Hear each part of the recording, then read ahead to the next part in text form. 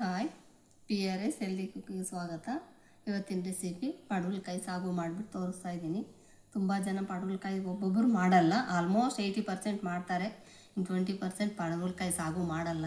ನಮ್ಮ ಮನೇಲಿ ಪಡವಲಕಾಯಿ ಅಂದರೆ ಫೇವ್ರೇಟ್ ನನಗಂತೂ. ಅದರಿಂದನೇ ಇವತ್ತು ಸಿಂಪಲ್ಲಾಗಿ ಸಾಗು ಹೇಗೆ ಮಾಡೋದು ಕಲ್ತ್ಕೊಳ್ಳೋರ್ಗು ಅಷ್ಟೇ, ಎಕ್ಸ್ಪೀರಿಯೆನ್ಸ್ ಇರೋರಿಗೂ ಅಷ್ಟೇ. ಎಕ್ಸ್ಪೀರಿಯೆನ್ಸ್ ಇರೋರು ನೋಡ್ಕೊಂಡು ಪರವಾಗಿಲ್ಲ ಅಂದ್ಕೊಳ್ಳಿ, ಬರದೇ ಇರೋರು ಕಲ್ತ್ಕೊಳ್ಳಿ. ಹಾಗಾಗಿ ತೋರಿಸ್ತಾ ಇದ್ದೀನಿ. ಇದಕ್ಕೆ ಬೇಕಾಗಿರೋಂಥ ಐಟಮ್ಸು ಪಡವಲಕಾಯಿ, ಫಾರಮ್ ಆದರೂ ಸರಿ, ನಾಟಿ ಆದರೂ ಸರಿ, ಯಾವ ಸಿಕ್ಕಿದ್ರೂ ತಗೊಳ್ಳಿ.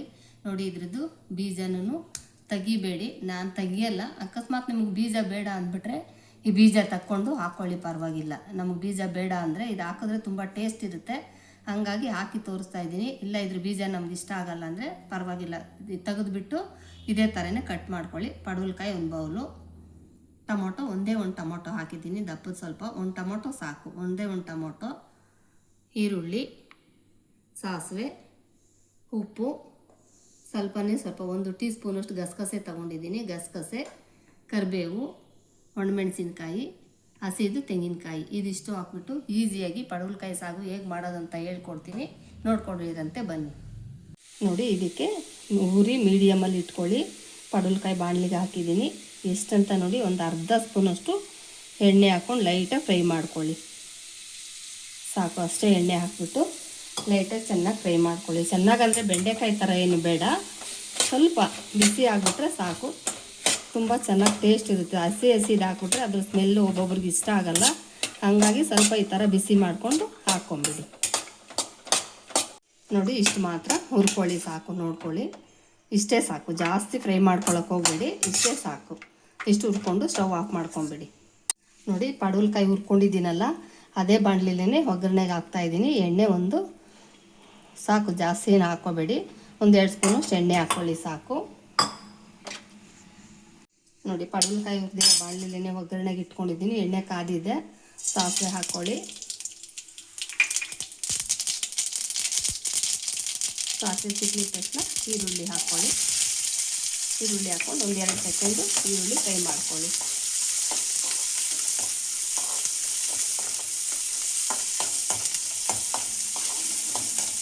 ನೋಡಿ, ತೊಳೆದು ಇಟ್ಕೊಂಡಿದ್ದೀನಿ. ಕರಿಬೇವಿನ ಸೊಪ್ಪು ಹಾಕ್ಕೊಂಬಿಡಿ. ಹಾಕ್ಕೊಂಡ್ಬಿಟ್ಟು ಟೊಮೊಟೊನ ಅದಕ್ಕೆ ಹಾಕ್ಬಿಡಿ.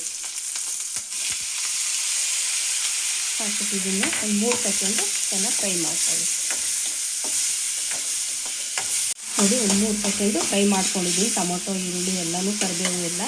ನೆಕ್ಸ್ಟ್ ಇದು ಬಿಸಿ ಮಾಡ್ಕೊಂಡಿದ್ದೀನಲ್ಲ ಪಡವಲಕಾಯಿ, ಅದಕ್ಕೆ ಹಾಕ್ಬಿಡಿ.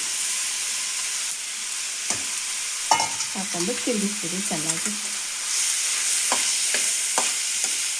ಪಡವಲಕಾಯಿ ಬೇಯಲಿ ಒಗ್ಗರಣೆಯಲ್ಲೇ ನೋಡಿ, ಒಂದು ಅರ್ಧ ಗ್ಲಾಸಷ್ಟು ನೀರು ಹಾಕ್ಬಿಟ್ಟು ಕ್ಯಾಪ್ ಹಾಕ್ಬಿಡಿ. ನೀರು ಹಾಕ್ಬಿಟ್ಟು ತಿರುಗಿಸ್ಬಿಟ್ಟು ಕ್ಯಾಪ್ ಹಾಕ್ಬಿಡಿ. ತಿರುಗಿಸ್ಬಿಡಿ ನೀರು ಹಾಕಿದ ತಕ್ಷಣ. ಅದು ಚೆನ್ನಾಗಿ ಬೇಯ್ಕೊಳ್ಳಿ. ಒಂದು 5 ನಿಮಿಷ ಬಿಟ್ಬಿಟ್ಟು ಬೆಂದಿದ ತಕ್ಷಣ ಕ್ಯಾಪ್ ಖಾರ ತಿಳ್ಕೊಳ್ಳುತ್ತೋ ನೋಡ್ಕೊಳ್ಳೋಣ. ಇದಕ್ಕೆ ಕ್ಯಾಪ್ ಹಾಕ್ಬಿಡೋಣ.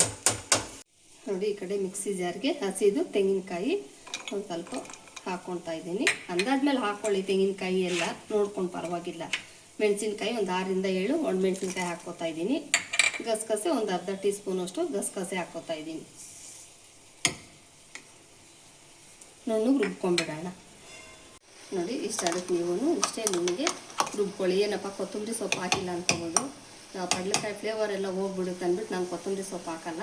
ನೀವು ಹಾಕೋಂಗಿದ್ರೆ ಖಾರಕ್ಕೆ ಸ್ವಲ್ಪ ಹಾಕ್ಕೊಳ್ಳಿ, ಬೇಡ ಅಂದಿಲ್ಲ. ನಾನು ಪಡವಲಕಾಯಿ ಸಾಗು ಕೊತ್ತಂಬರಿ ಸೊಪ್ಪು ಹಾಕಲ್ಲ, ಕೆಲವೊಂದಕ್ಕೆ ಹಾಕಲ್ಲ, ಕೆಲವೊಂದಕ್ಕೆ ಹಾಕ್ತೀನಿ. ನೋಡಿ, ಪಡವಲಕಾಯಿ ಸಾಗಿಗೆ ಇಷ್ಟೇ, ಅದಕ್ಕೆ ತಿರುಗಿಸ್ಕೊಳ್ಳಿ. ಕೊತ್ತಂಬರಿ ಸೊಪ್ಪು ಬೇಕಿದ್ರೆ ನೀವು ಹಾಕ್ಕೊಳ್ಳಿ, ನಾನು ಹಾಕ್ಕೊಂಡಿಲ್ಲ. ಇಷ್ಟು ರುಬ್ಕೊಂಬಿಡಿ. ನೋಡಿ, ಪಡವಲಕಾಯಿ ಬೆಂದಿದೆ. ಇಷ್ಟ ಆಗಿದ ತಕ್ಷಣ ನೋಡಿ, ಹಿಂಗೆ ಅಂದಿದ ತಕ್ಷಣ ನೋಡಿ, ಈ ಥರ 2 ಆಗುತ್ತೆ. ಇವಾಗ ಆಗಿದ ತಕ್ಷಣ ನೆಕ್ಸ್ಟು ಉಪ್ಪು ಹಾಕ್ಬಿಡೋಣ. ಉಪ್ಪು ನಾನು ಕೈಯಲ್ಲಿ ಹಾಕ್ತೀನಿ, ನೀವು ಸ್ಪೂನಲ್ಲಿ ಹಾಕ್ಕೊಳ್ಳಿ. ಲಾಸ್ಟಲ್ಲಿ ಬೇಯೋವರೆಗೂ ಉಪ್ಪು ಹಾಕೋಕ್ಕೆ ಹೋಗಬೇಡಿ ಪಡವಲಕಾಯಿಗೆ ಯಾವತ್ತೂ. ಮತ್ತು ಫಸ್ಟೇ ನೀವು ಸ್ಟಾರ್ಟಿಂಗಲ್ಲಿ ಉಪ್ಪು ಹಾಕ್ಬಿಟ್ರೆ ಪಡವಲಕಾಯಿ ಬೇಯಲ್ಲ, ಹಂಗಾಗಿ ಪಡವಲಕಾಯಿಗೆ ಬೆಂದ ಮೇಲೇ ಉಪ್ಪು ಹಾಕಬೇಕು. ನೋಡಿ, ಹಾಕಿದ್ದೀನಿ. 2 ಸೆಕೆಂಡ್ ಅದಕ್ಕೆ ಹತ್ತಿದ ತಕ್ಷಣ ಖಾರ ಹಾಕ್ಬಿಡೋಣ. ನೋಡಿ, ಬೆಂದಿದೆ. ಉಪ್ಪೆಲ್ಲ ಅಂಟಿರುತ್ತೆ. 2 ಸೆಕೆಂಡ್ ಬಿಟ್ಟಿದ ತಕ್ಷಣ ಪಡವಲಕಾಯಿ ಉಪ್ಪೆಲ್ಲ ಅಂಟ್ಕೊಂಡಿರುತ್ತೆ. ನೋಡಿ, ತಿಳ್ಕೊಂಡಿದ್ದೀನಲ್ಲ ಖಾರ, ಅದು ಹಾಕ್ತಾಯಿದ್ದೀನಿ. ಹಾಕ್ಬಿಟ್ಟು ಚೆನ್ನಾಗಿ ಈ ಥರ ಮಿಕ್ಸ್ ಮಾಡ್ಕೊಂಬಿಡಿ.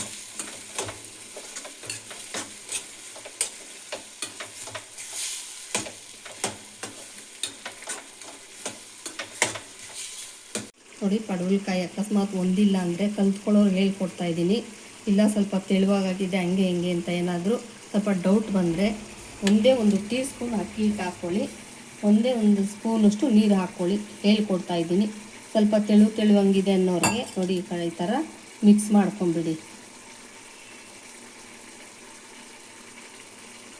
ಮಿಕ್ಸ್ ಮಾಡ್ಕೊಂಬಿಟ್ಟು ನೋಡಿ ಹಾಕ್ತಾಯಿದ್ದೀನಿ. ಸಖತ್ತಾಗಿ ಹೊಂದ್ಕೊಳ್ಳುತ್ತೆ, ಸೂಪರಾಗಿರುತ್ತೆ ರೀ ಪಡವಲಕಾಯಿ ಸಾಗು. ಒಂದೇ ಒಂದು ಸಲ ಮಾಡ್ಕೊಂಡು ಟ್ರೈ ಮಾಡಿ, ತುಂಬ ಚೆನ್ನಾಗಿರುತ್ತೆ ಪಡವಲಕಾಯಿ ಸಾಗು. ಥರ ಹಾಕ್ಬಿಟ್ಟು ತಿರುಗಿಸ್ಬಿಡಿ, ಸಖತ್ತಾಗಿ ಹೊಂದ್ಕೊಳ್ಳುತ್ತೆ ಅವಾಗ.